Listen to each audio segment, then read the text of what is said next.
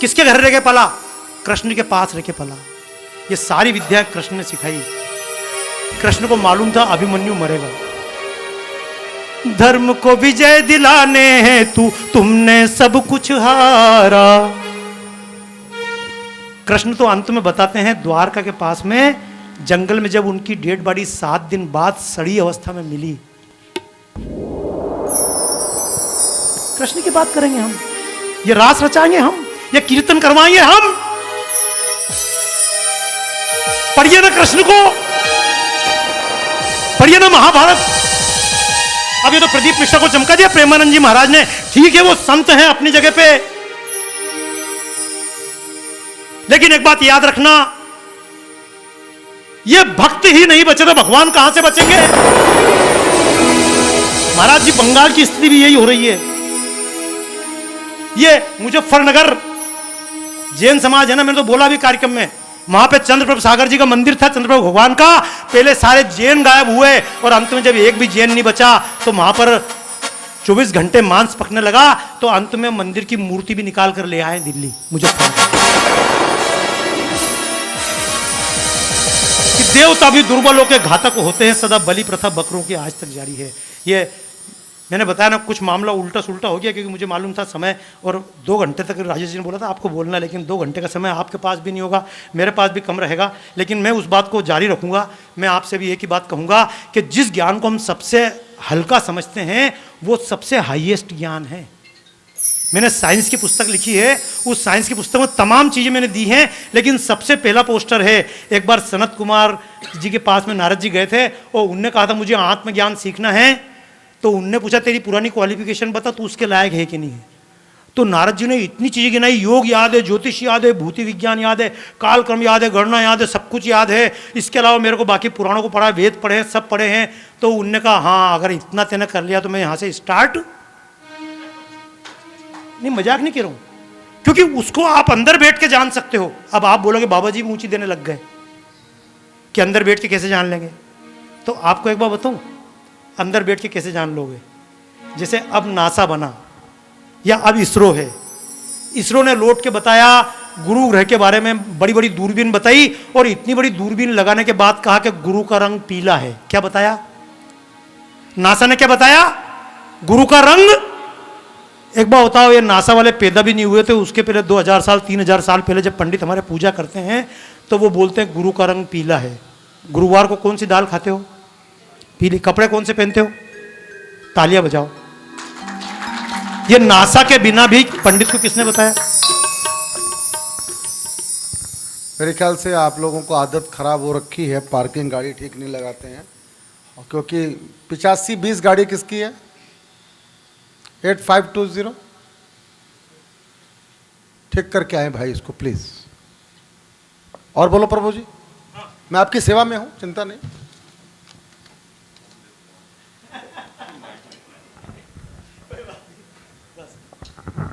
चलो मैं उस बात को नहीं कर रहा हूं, मैं कह रहा हूं गुरु का रंग पीला है।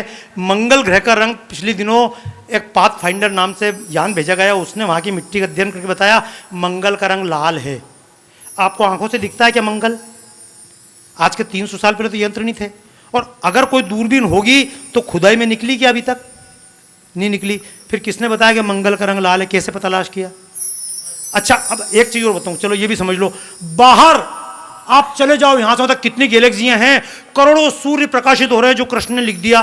अब वो पहले तो लोग हंसते थे एक भी सूर्य है कि नहीं है, क्रिश्चियनिटी तो बोलती सूर्य पृथ्वी की चक्कर लगाता है, लेकिन करोड़ों सूर्य हैं ये जो बताई। इसके बाहर भी कितनी गणनाएं बताई। अब कृष्ण ने बताई तो बाहर की बताई, कहाँ की?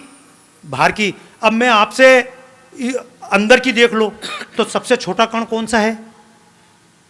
सबसे पदार्थ का सबसे छोटा कण कौन सा है? अणु। क्या है? अणु। उससे छोटा परमाणु अपन बोलते हैं। अच्छा, परमाणु का नाम दुनिया की किसी किताब में है क्या इतना? कहीं क्रिश्चियनिटी में, बाइबल में कहीं बताया हो? बता दे दुनिया ऐसे बनी। हमसे पूछो दुनिया कैसे बनी, वैशेषिक दर्शन आप पढ़ो।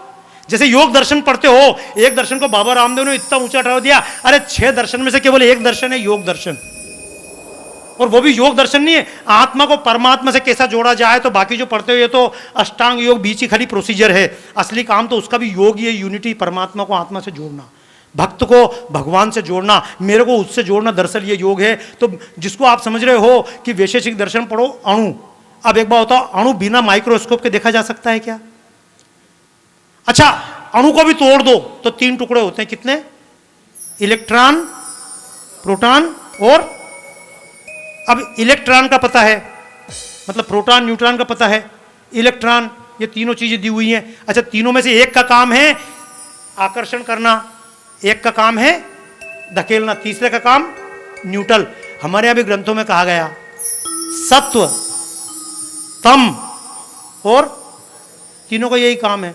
सत्व का काम आकर्षित करना, तम का काम विकर्षित करना, रज का न्यूट्रल रहना। आयुर्वेद की दृष्टि से ढूंढो तो वात, पित्त और कफ। ये शंकर जी को इसलिए जगत गुरु उनको बोलते कि त्रिशूल, वो तीनों विधाएं उनके पास है, 1 2 3 बोले मंजूर, 3 लोग तो उन्होंने कहा हाँ ये भी मंजूर। ये अब कभी इनको गहराई से पढ़ो। मेरी तो इच्छा थी, जब आपसे बात हुई थी एक बार, हमने चर्चा की थी सावन में शिव सत्संग, तो इनकी कई सारी चीजें की थी, लेकिन जिस दिन किसी और को बुलाया उस दिन संख्या आ जाए, जिस दिन ज्यादा सत्संग किया तो उस दिन लोग गायब। फिर राजेश जी ने भी रिस्क लेना छोड़ दिया, बोले आदमी ठीक नहीं है। भाई जो सब्जेक्ट ज्यादा चलता वही तो पढ़ाएंगे ना। अब भाई आप गलत थोड़ी बोल रहा हूँ, जो सब्जेक्ट ज़्यादा चाहिए वही चलेगा। तो ये बातें अपनी होती रहेगी, लेकिन मैंने बताया कि अंदर भी आप घुसोगे तो बाद में एक थ्योरी चली, क्वांटम थ्योरी। क्या चली? जैसे एक और अभी एक साइंस चला, कॉस्मिक केमिस्ट्री। क्या चला? जैसे आप अगर बीमार हैं तो अपने यहाँ बाल बीमार है तो क्या करेंगे कि आपके अंदर एक चिप फिट कर देंगे। तो बीच में कॉस्मिक केमिस्ट्री चली कि आदमी का एक बाल अगर आपके पास है तो उस बाल पे प्रयोग करो तो आदमी पे प्रयोग भी। ये साइंस में बहुत तरह के प्रयोग हो रहे, मनोविज्ञान पे। तो आदमी का बाल निकाल लिया, अब लोग हंसते बाल निकाल लिया। तो अब मुझे मालूम पड़ा, बचपन में नवरात्रि के दिनों में जब मेरी माताएं छोटी ये बहनें बाहर निकलती थी तो घर वाले चोटी बांध देते थे। ये पुराना पता होगा क्यों चोटी बांध देते थे। तो बोले अगर किसी ने आपका एक बाल निकाल लिया तो उस बाल पे प्रयोग कर लेंगे। ये तांत्रिक जो बाल पे प्रयोग करते हैं, तुम हंसते हो, लेकिन मुझे मालूम है जब शमशानों में खूब घूमा और प्रयोग किया तो मालूम पड़ा कि यार वो बाल के ऊपर प्रयोग कर रहा है। बाल के ऊपर क्यों प्रयोग कर रहा है? कि जो कुछ आपके अंदर सत्ता हो आपके बाल के अंदर भी है। एक बाल के अंदर आपका पूरा डीएनए। पर मैंने बताया ना, आपको घुसने की जरूरत नहीं। क्यों? ये सब्जेक्ट अपने काम का नहीं है। तो अब उसके अंदर घुसो कि इलेक्ट्रॉन, प्रोटॉन, न्यूट्रॉन। अच्छा, ये इलेक्ट्रॉन प्रोटॉन दुनिया अगर है तो ये बनी कैसे? भाई मैंने पेंटिंग बनाने के लिए आया, मैंने पेंटिंग तब बनाई जबकि रंग और कलर और मैं बनाने वाला, बात समझना, कलर अलग थे और मैं बनाने वाला। अच्छा चलो, मैं बनाने वाला, कलर किसने बनाए? तो बोले कलर मिट्टी से बने। मिट्टी किसने बनाई? मिट्टी 5 एलिमेंट्स, अच्छा इसमें बनी। तो फिर फाइनल किसने बनाई थी? आखिरी भी तो कोई बनाने वाला होगा ना। भाई मुर्गी से अंडा पैदा हुआ, अंडे से मुर्गी, कोई तो फाइनल होगा। अच्छा चलो, मैं बनाने वाला, तो यानी मैं आया तो रंग मेरे पहले से थे या बाद में आए? रंग होंगे। और मैं बनाने वाला यानी मैं उससे। ये मैंने क्यों बताया कि आप समझ लेना, ये भारत का, जिसके कारण भारत जगत गुरु कहलाता है। तो उसमें उन्होंने ये बताया कि आखिर ये दुनिया बनी, दुनिया कैसे बनाई? अच्छा बना दी तो बनाई, तो अब क्या होगा? हम सब मिट्टी से बने, मिट्टी के अंदर एक दाना डाला, दाने से फिर अन्न पैदा हुआ, फिर हमने खाया, फिर निकाला, फिर खाया, ये अन्नमय शरीर बन गया। अब ये शरीर बन के फिर मिट्टी हो जाएगा। तुम्हें अंतर क्या पड़ रहा है? तुम सोच रहे हो मैं फला फला, कोई फला फला नहीं है।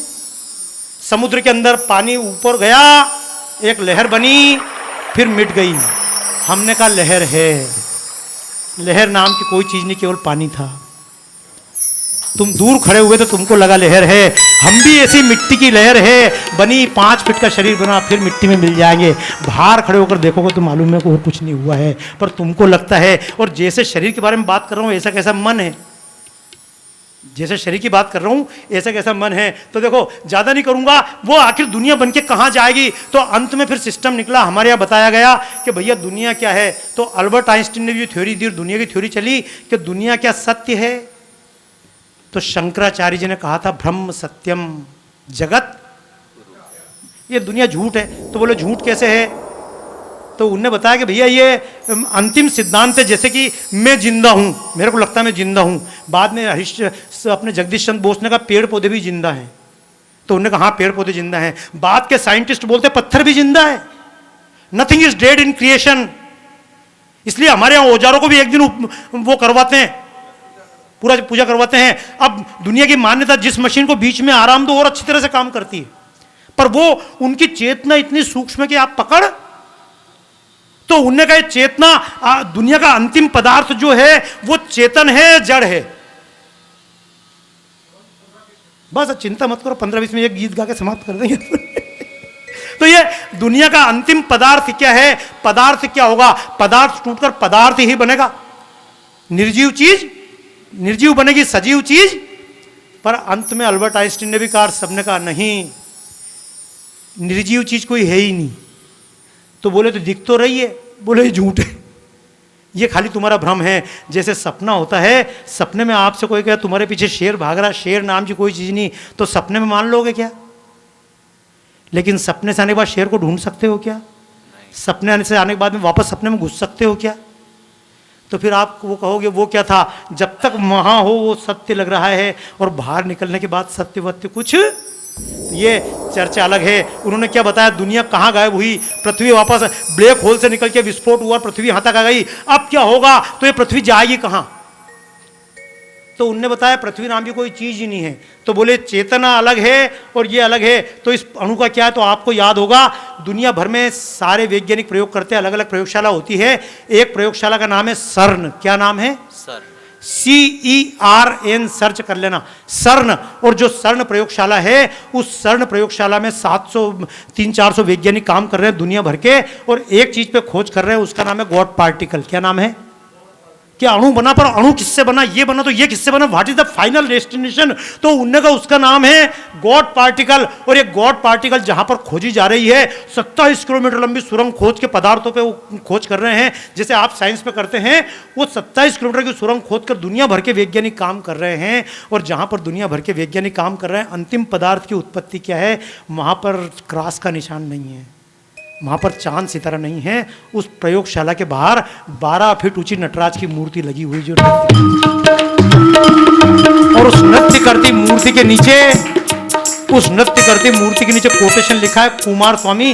वो कोई दक्षिण भारत का व्यक्ति नहीं है, वो एक अंग्रेज है। उसने लिखा है कि पदार्थ प्रत्येक पल नृत्य चल रहा है।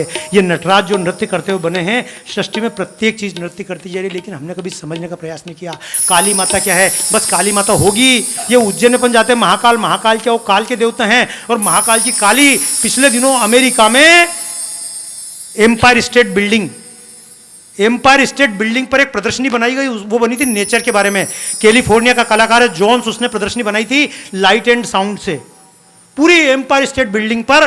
और आप आश्चर्य करेंगे, हमको गाली देने वाले, क्योंकि शुरू में जब मैं अमेरिका में चित्र बनाता था काली माता का, लोग बोलते थे मुंडी लेके घूम रही, शी इज टेररिस्ट। लेकिन अब क्या हुआ? उसी अमेरिका के लोगों ने पूरी एम्पायर स्टेट बिल्डिंग पर 350 फीट ऊंची काली माता की तस्वीर बनाई। ये मेरे से मत पूछना, ये ढूंढ लेना, गूगल पर सर्च करना, यूट्यूब पर सर्च करना। मुझे बहुत अच्छा लगा, जैसे आप गीता सुनते हैं, जैसे आप भागवत के प्रवचन सुनते हैं, ऐसे आपने इन गंभीर बातों को सुन लिया। क्योंकि मेरा दर्द है कि इन बातों को जिन शंकराचार्य को सुनाना चाहिए वो भी भागवत कथा कर रहे हैं, वो भी राम कथा लेकर बैठे हुए हैं। वो तो इतिहास ग्रंथ है। पर हमारे यहाँ के, मैं तो जैसे मैंने बताया ना, एक योग दर्शन को बाबा रामदेव ने कहाँ पहुंचाया, उनने भी पूरी मन की बात नहीं की है। आपके दिमाग में डाटा स्टोर होता है, लेकिन कहाँ होता है, कभी चेक किया? आपके दिमाग में कितना मटेरियल रखा हुआ है, अब ये कहाँ रखा कहीं मालूम है क्या? अब ये ब्रेन मैपिंग करते, ब्रेन मैपिंग क्या है? तुम्हारे दिमाग का डाटा स्टोर निकाल लेंगे। अब साला इसमें से निकाल, इसको पूरा खोल बिखेर लो, कहीं मिलेगा ही नहीं ना। वो तो अंदर अखरोट जैसा रखा हुआ दिमाग, निकालो। लेकिन निकालेंगे कैसे? आप जो कुछ कर रहे हैं सब कुछ अंदर सेव हो रहा है एक हार्ड डिस्क के। अब वो अगर दिमाग भी निकाल के धर लो तो उसमें कुछ भी नहीं है। लेकिन जितनी दुनिया का क्रम बड़ा विचित्र है, ऐसे मन भी उतना ही विचित्र है। ये मन का विज्ञान भी इतना बड़ा विज्ञान है जिसको हम मजाक समझते, पढ़ना नहीं चाहते।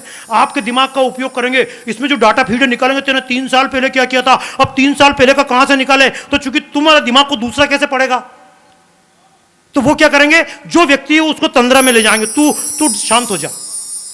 तो फिर तेरे दिमाग में आपको कल्पना दे रहा हूं, आप सोच के देखो, वो दिमाग मंजूर नहीं करने देगा। मैं अपने दिमाग में जागता बैठूंगा, मैं क्यों बताऊंगा मैंने ताला तोड़ा, पुलिस बोलेगी तू, तेरा दिमाग हम कब्जा करेंगे।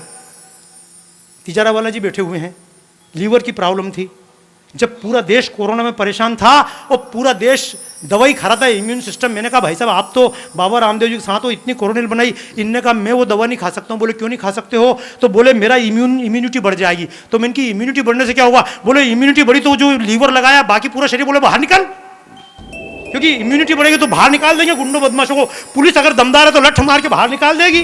तो फिर क्या चक्कर है? फिर अंदर किसी ना किसी को धीरे धीरे भेजो, और अंदर वाले विरोध कर बोले तू चुप रहे, 4 दिन के लिए आया, चला जाएगा, चिंता मत कर। शरीर को बोले तू मत जा। ऐसे ही हमारा दिमाग भी होता है, इसमें जब अच्छी चीज़ घुसती है तो जैसे शरीर बाहर की चीज़ को स्वीकार नहीं करता है, मन भी बाहर की चीज़ को स्वीकार नहीं करता। आप भी देखोगे यार ये लड़की बहुत सुंदर है, लेकिन तुरंत मन अंदर से बोलेगा गड़बड़ मत कर, लट पड़ जाएंगे। फिर तुम बोलोगे फिर भी करना है, तो वो फिर भी समझाएगा। जैसे बाहर पुलिस होती है शरीर में, ऐसे शरीर के अंदर भी पुलिस होती है। कभी कैंसर के ऊपर चर्चा करूंगा, यही विषय है कि बाहर की ग्रंथि बन जाएगी और वो अंदर, हाँ। तो ये समझना कि जैसे ये है ऐसा कैसा मन है, और मन को समझ सके, शरीर को समझ सके, जो आपको समझा सके, उसे कहते हैं गुरु। मैंने बताया कि दुनिया को राम ने खुद जीवन जी के दिखा दिया, वो इतनी बड़ी बात नहीं थी। कृष्ण ने जीवन जी के नहीं दिखाया, कृष्ण ने जीवन को करवा के दिखाया। कृष्ण का बाद में अवतार हुए थे चाणक्य, चंद्रगुप्त से विरोध होते हुए उन्होंने पूरे देश को एक करवा दिया। ये कृष्ण का जीवन कुछ भी नहीं, मैं एक कृष्ण भगवान का छोटा सा, अब चूंकि कलाकार आए हैं, सब लोग आए थे, अपन तो एक भी गीत नहीं गा पाए। लेकिन दुनिया में तो ऐसे ही होता, दुनिया में जो कुछ हमारे पास होता अंत में छोड़ के। अल्बर्ट आइंस्टीन चले गए तो बोलते अल्बर्ट आइंस्टीन ने दिमाग का इतना उपयोग किया कि उनका दिमाग निकाल के रख लिया ग्रे मटेरियल, कि इसको चेक करो कितना दिमाग का उपयोग किया, हाईएस्ट IQ। तो बोले कितना उपयोग किया? तो बोले दिमाग का 7% उपयोग किया। तो मैंने 7% क्या होता है? तो बोले क्यों? मैंने कि जब 100% की लिमिट मालूम हो तो % निकाल सकते हो कि 2 GB का है तो वो ठीक है, दिमाग 10 GB का है कि 20 GB का है? मैंने कहा सिस्टम ही गलत है। अल्बर्ट आइंस्टीन 7% क्या होता है? दिमाग तो अनंत है, अनंत का कोई परसेंटेज ही नहीं है। तालियां बजाओ इस बात पे। लेकिन वो अल्बर्ट आइंस्टीन का दिमाग निकाल के उस पर ग्रे मटेरियल पे वो वर्क कर रहे हैं। तो मैंने तो आपसे कहा उनके पास जितनी क्षमता थी उतनी आपके अंदर भी है, और उनके दिमाग का भी 7%। अरे आ जाओ प्रभु जी मुख्य भूमिका में तो बस मैं आपसे कहूंगा कि अल्बर्ट आइंस्टीन ने अगर 7% दिमाग का भी उपयोग किया मान लो, तो बाकी 93% का क्या हुआ? बताओ 93 का क्या हुआ? वेस्ट। सरकार हमेशा बजट एलोकेट करती है और अंत में बजट पूरा खर्च, तो क्या होता? बजट लेप्स हो जाता। बहुत सारी चीजें लेप्स होती है। तालियां बजाओ, मैं विजय भैया को इंदौर से स्पेशल लेके आया था, विजय गीत गाएंगे। लेकिन क्योंकि अगर आपने पहले कदम पे गीत सही गा लिया होता तो इतने अच्छे कलाकार को सुना था। मैंने टोनी भैया को बुलाया था जिनके साथ सीखा हूं, और वो खाली कोड ही देते रहे, उनको मौका ही नहीं मिला, क्योंकि आपने शुरू से गाया ही नहीं। आप शुरू से मुझे अवसर देते कि हाँ, जैसे कृष्ण ने अर्जुन को समझाया 17 अध्याय तक, बाद में उसने अंत में कहा कि भगवान मान ली बात, और तू पहले पे भी मान लेता तो कृष्ण जी और 4 अच्छी बात बोल देते। तालियां बजाओ। तुम्हें अगर मेरे तो जैसे अल्बर्ट आइंस्टीन के दिमाग का 93% लेप्स हो गया, ऐसे मेरे कार्यक्रम का भी 93% लेप्स हो गया। फिर कभी अगला कोई जन्म होगा, अगले किसी रूप में मिलेंगे, तब तक एक काम कीजिए, तालियां बजाते हुए अब तो मेरे साथ गा लीजिए कि देश काल की सीमाओं से परे है ज्ञान तुम्हारा, देश काल की सीमाओं से परे है ज्ञान तुम्हारा। जगत गुरु श्री कृष्ण करो स्वीकार प्रणाम हमारा, जगत गुरु श्री कृष्ण करो स्वीकार प्रणाम हमारा। कृष्णं वंदे जगत गुरुं, कृष्णं वंदे जगत गुरुं, कृष्णं वंदे जगत गुरुं, कृष्णं वंदे जगत गुरुं।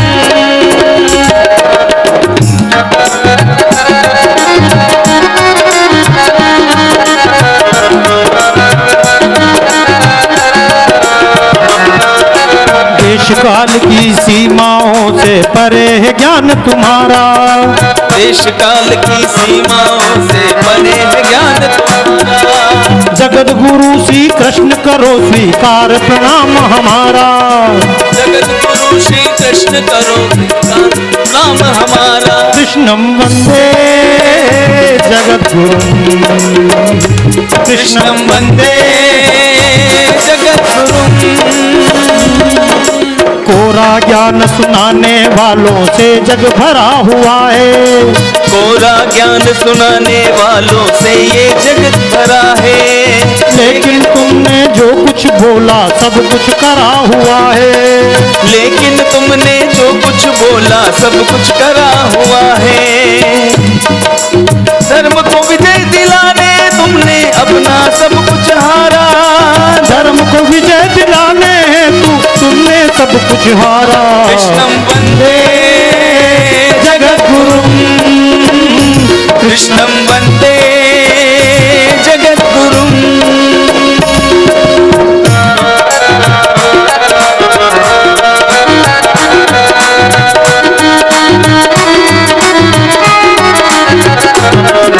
वंदे जगद्गुरुं,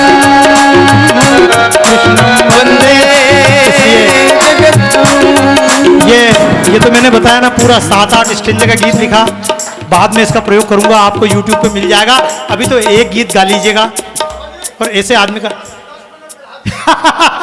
ताली बजाओ, पहली बार एक्सटेंशन मिला। ये एक बार तो एक्सटेंशन मिला था मार्कंडेय ऋषि को, एक बार एक्सटेंशन मिला था जगतगुरु शंकराचार्य को। शंकराचार्य की उम्र 16 साल थी, लेकिन बाद में उनकी उम्र 16 साल एक्सटेंड कर दी गई। तीसरी एक जगत गुरु कार्यक्रम को मिल गई। तालियां बजाओ मस्ती में।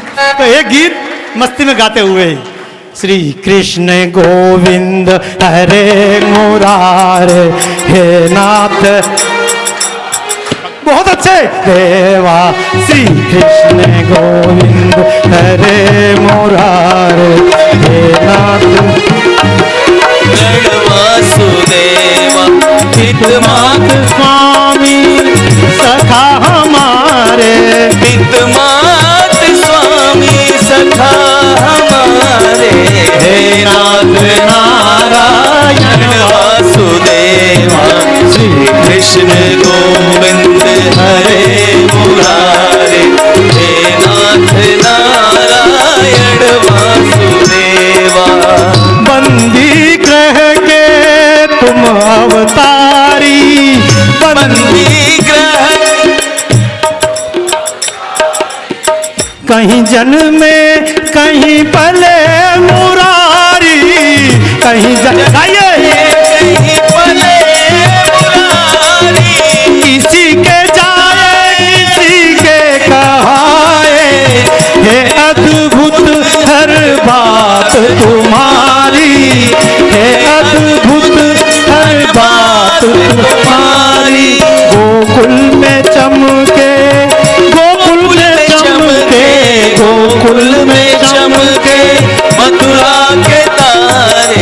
हे नाथ नारायण वासुदेवा श्री कृष्ण गोविंद हरे मुरारी।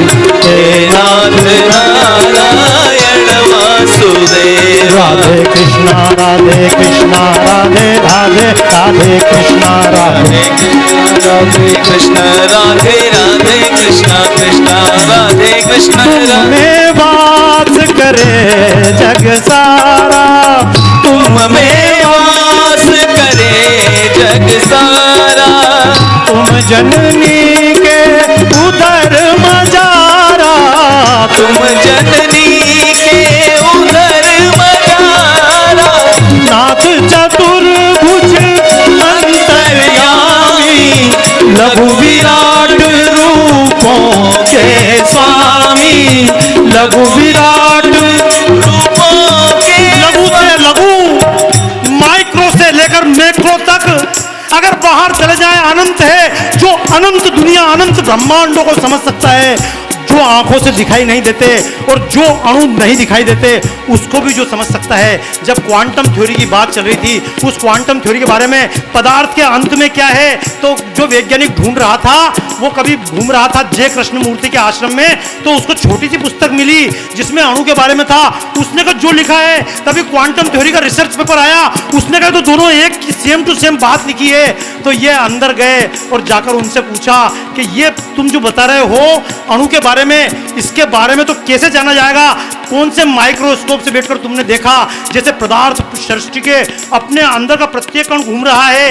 एक अणु का भी चित्र देखना, वो 6 लाइनें घूमती हैं, उसके अंदर गोले बने होते हैं, प्रत्येक अणु के अंदर लगातार नृत्य चल रहा है।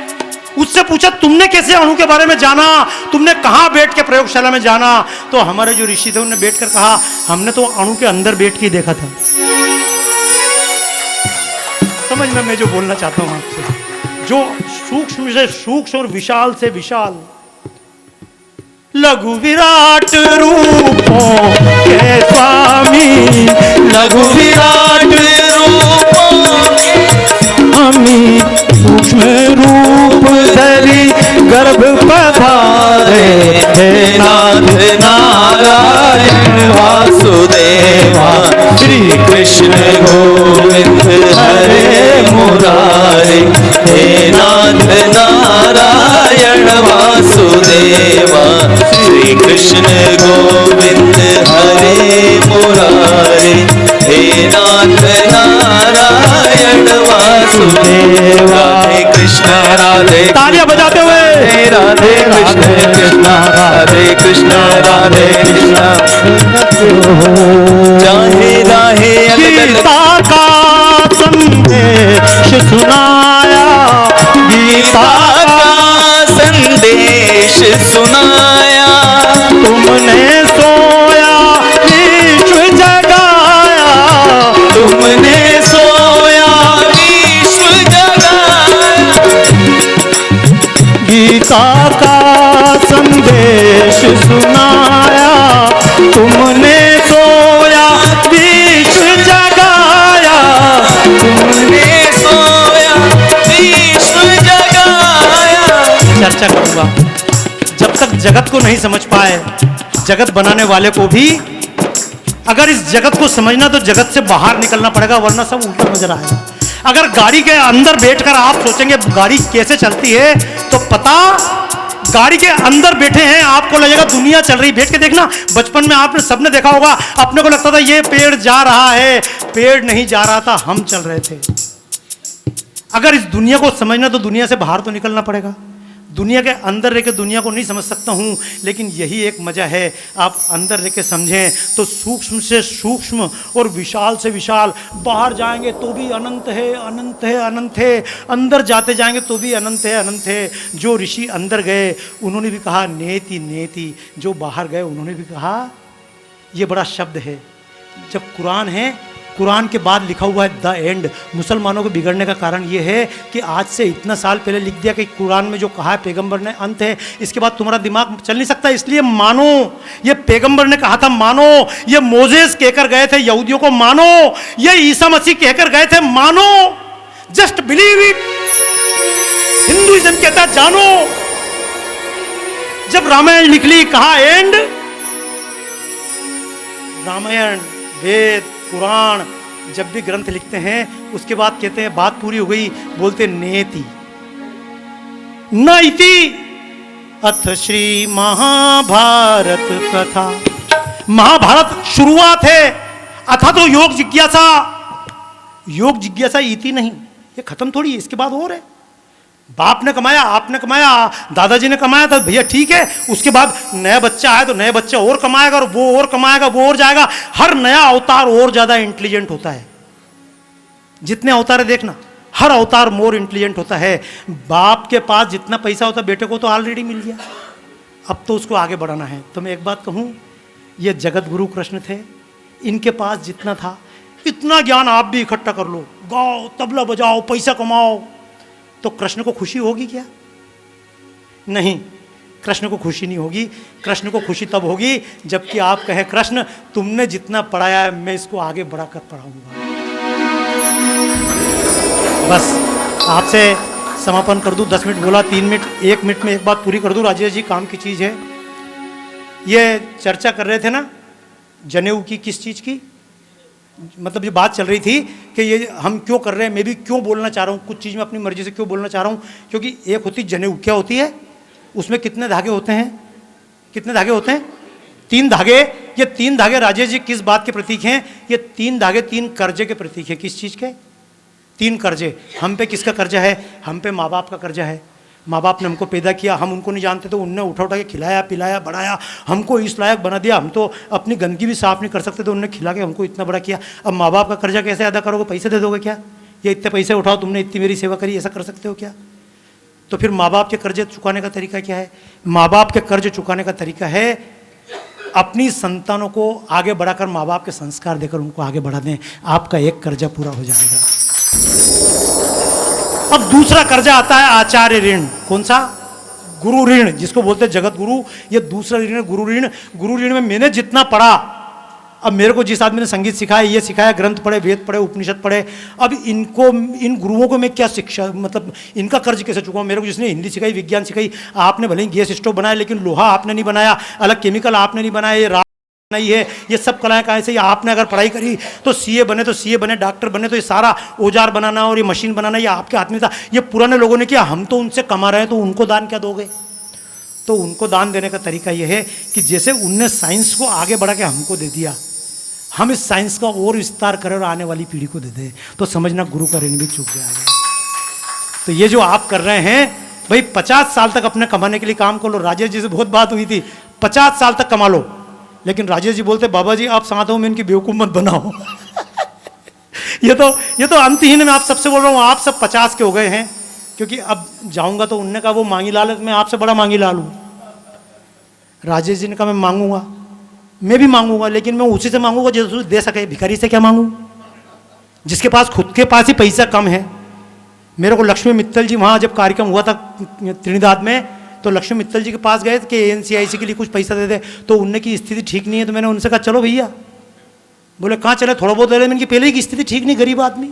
मैंने लक्ष्मी मित्तल के सामने से उठा लिया है लोगों को। तो जिनको लगता है मेरे पास कम है, मेरे बच्चों के लिए कम है, मेरे बच्चों में तो अकल ही नहीं है, बेचारे कहाँ से कमाएंगे कि इसलिए बच्चों के लिए कमा के रख दूँ, जिनको ऐसा लगता है उनसे क्या मांगूंगा। लेकिन जिनको लगता है मेरे 50 साल हो गए, मैंने कमा कर अपने बच्चों को लायक बनाया, मैंने पैसे नहीं दिए बच्चों को लायक बनाया है, वो कमा लेंगे अपना। अब मैंने जो कमाया है, ज्ञान कमाया, उसको बच्चों के लिए नहीं करूंगा, पूरे समाज के लिए अर्पण करूंगा। समझने आपने आचार्य ऋण चुका दिया। इस गुरु पूर्णिमा के अवसर पर कृष्ण के कार्यक्रम में आपसे यही कह रहा हूं, जिनको लगता 50 साल तक हमने कर लिया, अब गुरुओं का ऋण चुकाना है, अपने घर से बाहर निकलें और समाज में ये जितना ज्ञान फैलना चाहिए, जो बिना पढ़ा लिखा उसको आगे बढ़ाएं, और जो कर पाए तो हम 50 साल बाद बच्चों के लिए कर लिया, अब समाज के लिए कर लेंगे, वो गुरु ऋण पूरा हुआ। अब एक ऋण और बचता, उसका नाम है देव ऋण। क्या नाम है? देव ऋण। वो देव ऋण है। देव क्या होते हैं? तो देव को ये देव नहीं है, देव का मतलब है अग्निदेव, पवन देव, वायु देव, जल देव, ये सारे देवता हैं। इन देवताओं का कर्ज कैसे चुकाएं?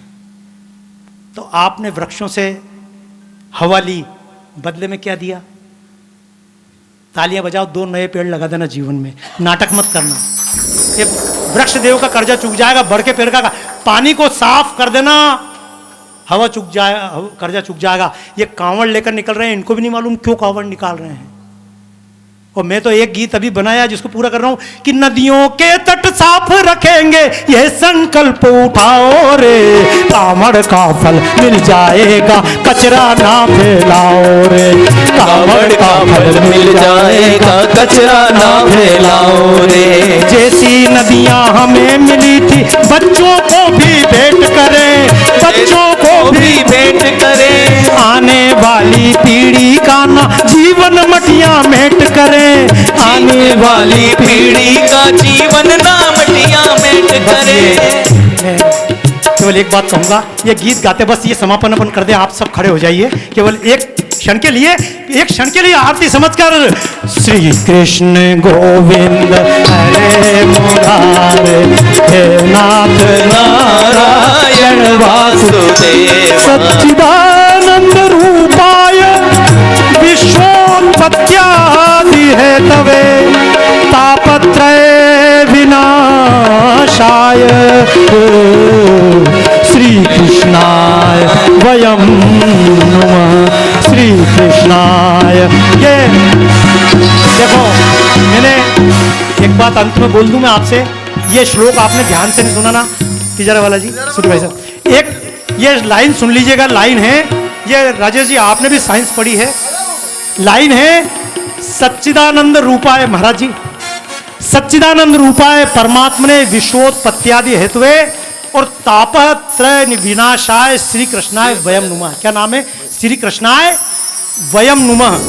हे श्री कृष्ण, हम तुम्हें प्रणाम करते हैं। एक बार बताओ, ऋषि मुनि ने जब जिसने श्लोक लिखा वो तो एक व्यक्ति होगा, संस्कृत आप भी जानते हैं, वो लिख सकता श्री कृष्ण अहम नुमः।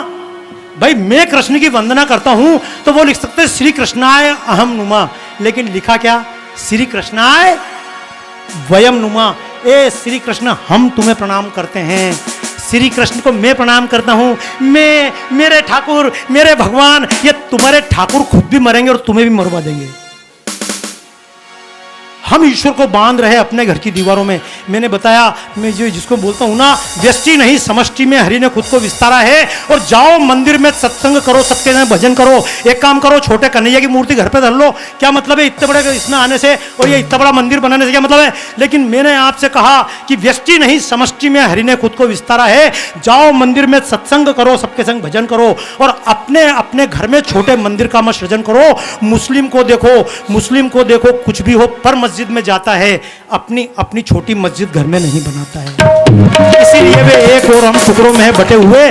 सोचो कि संतों ने क्यों मंदिर का चलन चलाया था। मैं भगवान कृष्ण को ये नहीं कहना चाहता हूं भगवान कृष्ण मैं प्रणाम करूं। मैं नहीं बोलता मेरे बाल गोपाल नहीं, मेरे बाल गोपाल मेरे को भी मरवा देंगे और खुद भी मरेंगे। मैंने बताया, जिन राम जी ने खुद का मंदिर नहीं बचाया, तुम्हें बचा लेंगे। जाओ, डर लग रहा तो किसी और महात्मा के पास चले जाओ। याद रखना, अगर ये राम हमारे अंदर नहीं जागे, अगर वो कृष्ण हमारे अंदर नहीं जागे, तो लाखों लुटी द्रौपदी कान्हा आया नहीं बचाने को। हम सब के अंदर कृष्ण जगे, हम सब जगत गुरु बने। आज से संकल्प ले, दुनिया का विकास और इस दुनिया की जिम्मेदारी किनकी है? हमारी। जैसे कृष्ण ने कहा था मेरी जिम्मेदारी है इस दुनिया को बचाना। अर्जुन तू करेगा और तू नहीं करेगा तो और किसी को पकड़ के काम करा लूंगा। क्यों? काम मेरा है। तो ऐसा अगर जगत गुरु हमारे देश में पैदा हुआ था, इसलिए भगवान श्री कृष्ण को जगत गुरु बोलते हैं। बोलिए भगवान श्री कृष्ण की।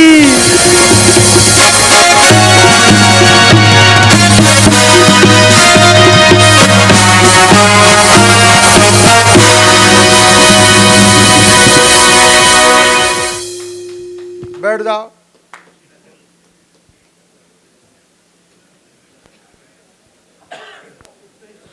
भोजनशाला से समाचार आया है, भोजन आधा घंटा लेट है। कोई कष्ट, कोई तकलीफ किसको है? 9 और बढ़ा दूं समय? चलेगा। बाबा जी का कार्यक्रम जिन्होंने पहली बार देखा, जैसे मैंने कहा था वैसा ही था।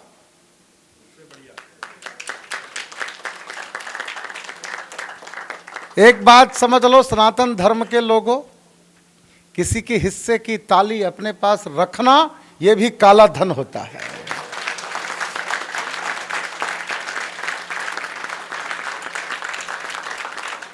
बाबा की प्रॉब्लम यह है कि बाबा पे ज्ञान का इतना भंडार है, कहां से शुरू करें, कहां जाऊं, कहां घुसूं। तो बाबा कंफ्यूज रहते हैं।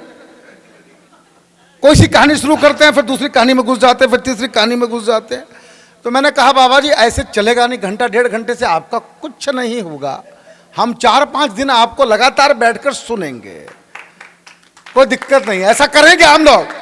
अब मुझे बताओ, देखो अब तो केशव मुरारी दास जी प्रभु जी ने हमको कह दिया ये तुम्हारा ही है, तो अपन यहाँ अपना जमा लेंगे रंग, क्या दिक्कत हो रखी है। अच्छा, या इस्कॉन में जब अमेरिका में प्रसाद की व्यवस्था थी, डॉक्टर साहब बता रहे थे मैं वहीं से भोजन प्राप्त होता था, तो दिल्ली में तो कमी रहेगी नहीं।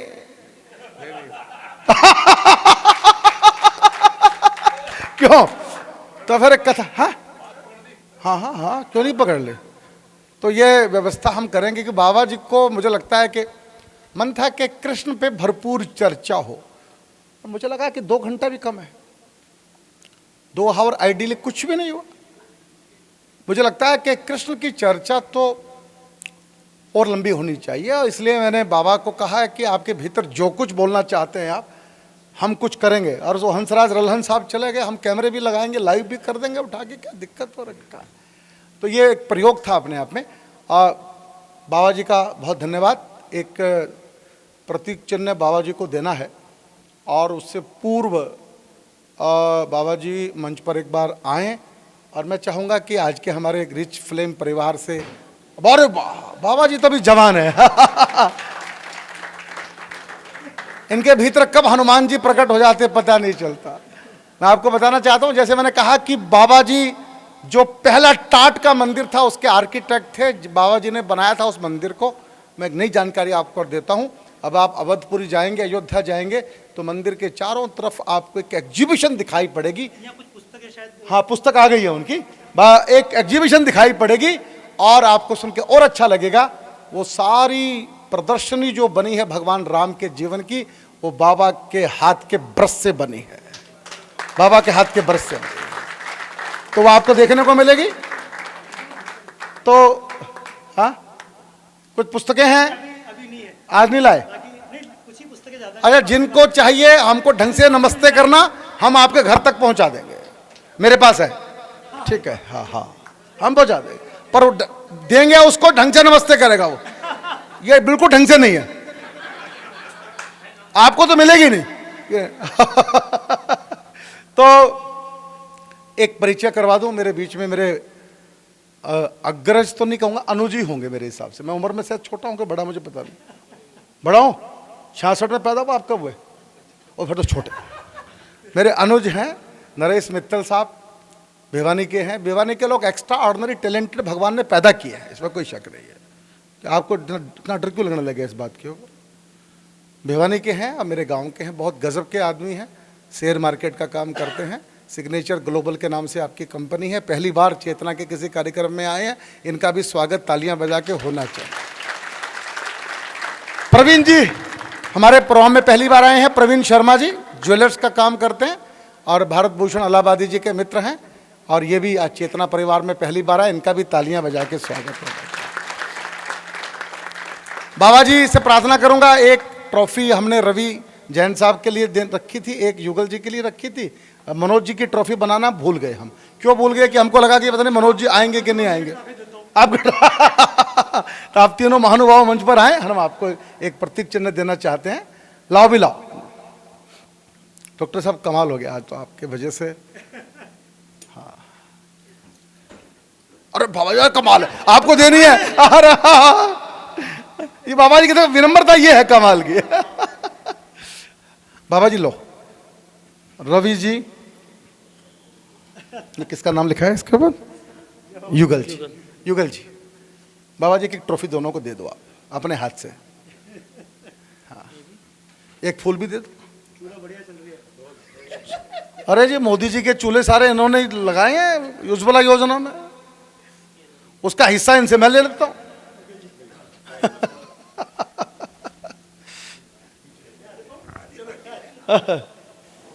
अब मैं भी आ गया। डॉक्टर साहब मैं इधर आता हूँ, मैं इधर आता हूँ। भारत जी सबको सुंदर बनाने वाला है। सब आ जाइए, सब आ जाइए।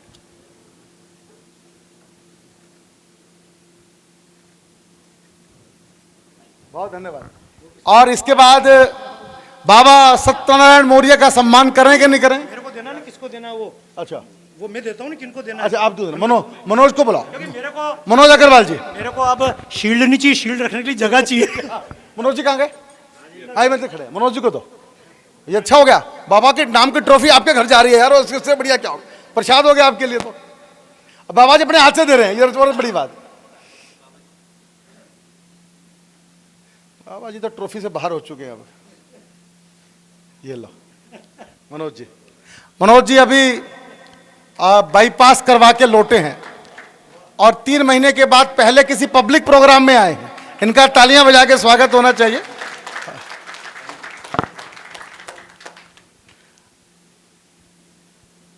अब विदाई का समय आ गया नजदीक में।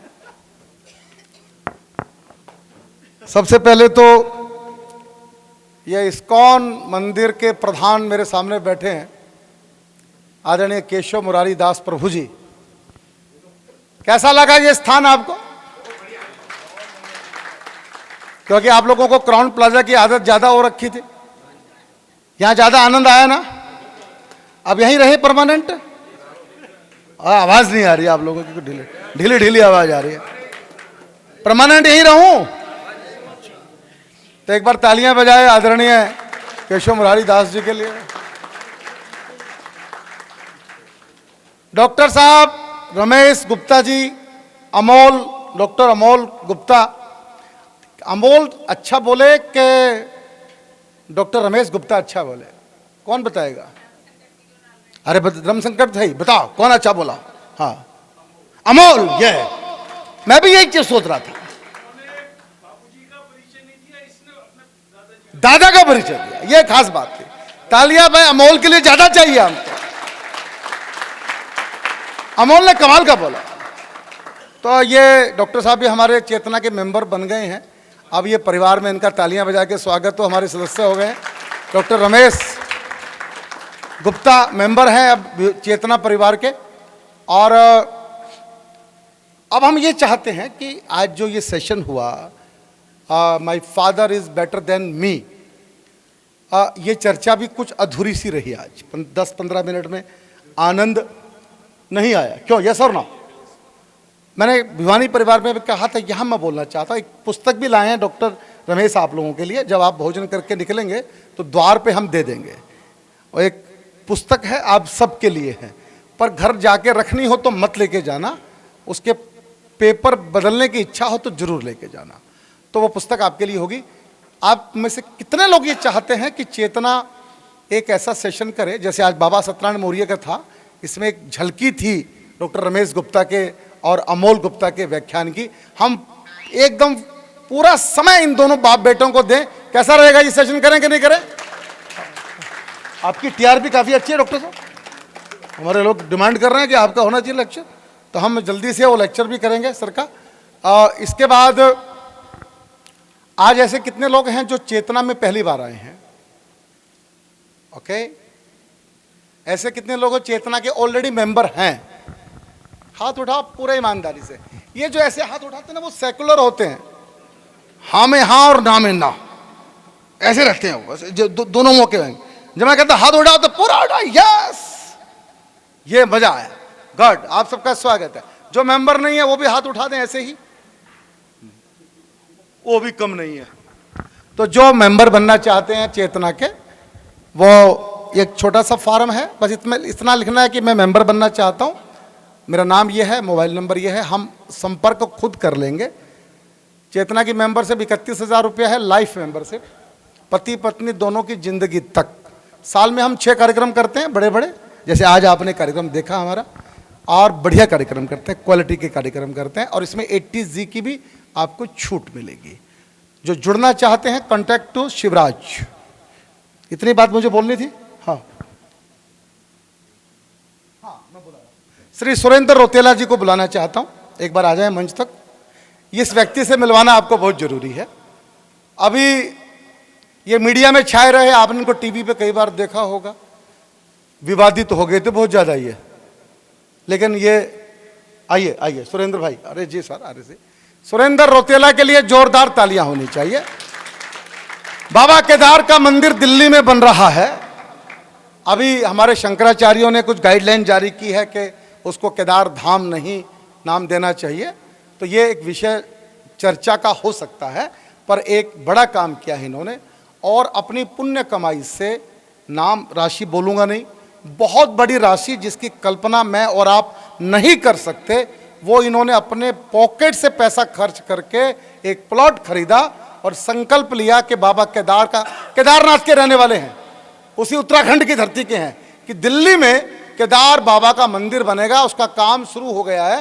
धामी साहब आए थे और कैलाशानंद जी महाराज आए थे उसका लोकार्पण करने के लिए, और इन्होंने मंच का संचालन राजेश चेतन को दिया था।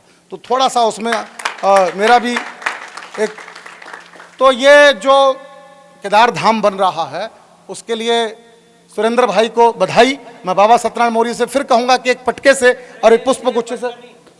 अच्छा, अरे वाह, ये बढ़िया है, पुस्तक मिल गई। बाबा जी की किताब मिलना इतना आसान नहीं है साहब, आपके पास कृपा हो गई है, बाबा की विज्ञान की किताब दे रहे हैं आपको, बड़ी बात है। सुरेंद्र रोतेला भाई ने, हाँ वेरी गुड, लो बाबा जी। सुरेंद्र रोतेला जी ने बड़ा काम किया है सच में। उस दिन हजारों की संख्या में लोग थे, और पुष्कर सिंह धामी मुख्यमंत्री के हाथों से उसका भूमि पूजन हुआ है दिल्ली में। जो केदार धाम नहीं कहूंगा, केदार बाबा का मंदिर, मैंने करेक्ट कर लिया अपने आप को, हाँ केदार बाबा का मंदिर, नॉट धाम, अब ठीक है ना? हाँ, तो बहुत, आइए आप भी खड़े होइए सब यहाँ पे साथ में। तो आप सबका हृदय से स्वागत है। आज का कार्यक्रम में जो भी हमारे अतिथि थे, आदरणीय केशव मुरारी दास जी, डॉक्टर रमेश, बाबा सत्यनारायण मौर्य, इस्कॉन की पूरी टीम, खासतौर से रमेश भाई, प्रभु जी, ये तो कमाल के आदमी है भाई साहब, आपके लिए तालियां बजनी चाहिए। इन्होंने हमारा जो योगदान किया है, मतलब ये रिटायर्ड फौजी हैं, भारतीय सेना में रहे हैं और अब पूरा जीवन इस्कॉन को दे दिया है। ऐसे लोगों की वजह से ही ये सनातन जिंदा है। तो एक बार इनके लिए तालियां जोर से बजे। और रिच फ्लेम परिवार, जिसने हमारे जो विशिष्ट संरक्षक हैं, हर साल एक कार्यक्रम को स्पॉन्सर करते हैं। भगवान इनका इनकम टैक्स 5 गुना कर दे अगले साल। इनकम टैक्स समझ रहे हैं कितना? 5 गुना बोला मैंने, तो तालियां होनी चाहिए थी यार। तो इनकम टैक्स मैं बढ़ा रहा हूं, इनकम बढ़ेगी तो इनकम टैक्स बढ़ेगा, नहीं तो कहेगा इनकम टैक्स बढ़ेगा। यस और ना? तो मैं तो भगवान से प्रार्थना करता हूं इनका इनकम टैक्स बढ़ा दे। तो अब क्या बोले? हाँ, अभी अच्छा, निर्मला सीतारमण आपको देखती रहती है क्या? उनके और भी काम कुछ नहीं है इसका। तो बहुत अच्छा है कि हमने ये आज का कार्यक्रम कृष्ण वंदे जगत गुरु से शुरू करके, और अब मेरे ख्याल से केशव मुरारी दास जी ने कुछ आखिरी में कहा था मैं सत्संग करूंगा, ऐसा कुछ नहीं, अब नहीं। ओके, तो अब हम इस कार्यक्रम को विराम देते हैं राष्ट्रगान के साथ में। आप सब जो यहाँ अतिथि आए हैं वो भोजन करके ही जाएंगे, भोजन प्रसादी के बिना कोई नहीं जाएगा, ये मेरा निवेदन है। इस कमरे से बाहर निकलकर भोजन की व्यवस्था है। जब बाहर निकलेंगे तो आपको एक गिफ्ट डॉक्टर रमेश गुप्ता के परिवार की ओर से हम दे देंगे, आप उसको अपने साथ घर लेके जाइएगा। एक परिवार में एक पुस्तक ही जाए, ऐसा ना हो पति भी आया है वो भी ले जाए, पत्नी भी आई वो भी ले जाए, बच्चे भी आ जाए वो भी ले, नहीं, तो पुस्तक कम पड़ जाएगी। वो इसके हिसाब से लाई गई है कि एक परिवार में एक किताब जाए, उस व्यवस्था से आप उसको ले जाएंगे तो बेहतर होगा। आप सबका धन्यवाद, इस फिल्म परिवार का भी धन्यवाद। राष्ट्रगान करेंगे, एसके तिजारावाला साहब आए, इनका भी बहुत बहुत हृदय से धन्यवाद। और इनका आना कोई छोटी बात नहीं है, बहुत बड़े आदमी हैं तिजारावाला, सारा मीडिया योग ऋषि रामदेव जी का संभालते हैं, हम हमारे जैसे दुष्टों को भी संभालते हैं। मनीष सुनेजा, हाँ अच्छा, मनीष सुनेजा जी कौन कहाँ है? आपका भी स्वागत है मनीष जी, बहुत बहुत अभिनंदन आपका सर। और ये आइए राष्ट्रगान कर लेते हैं एक बार मिलकर, अपने स्थान पे खड़े होंगे सब। जन गण मन भारत भाग्य विधाता, पंजाब सिंध गुजरात मराठा द्राविड़ उत्कल बंगा, विंध हिमाचल यमुना गंगा, उच्छल जलधि तरंगा, तब शुभ नामे जागे, तब शुभ आशीष मांगे, गाए सब जय गाथा, जन गण मंगल दायक, जय हे भारत भाग्य विधाता, जय हे, जय हे, जय हे, जय जय जय जय हे। भारत माता की जय, भारत माता की जय, वंदे वंदे वंदे। भोजन पे जाएं, 4 पड़ोसी जब प्लेट ले ले तब प्लेट उठाना, ठीक है? 4 पड़ोसियों को पहले प्लेट दे देना, प्लेट उठाने से ज्यादा बांटने में ज्यादा मजा आएगा, करके देखो। Thank you.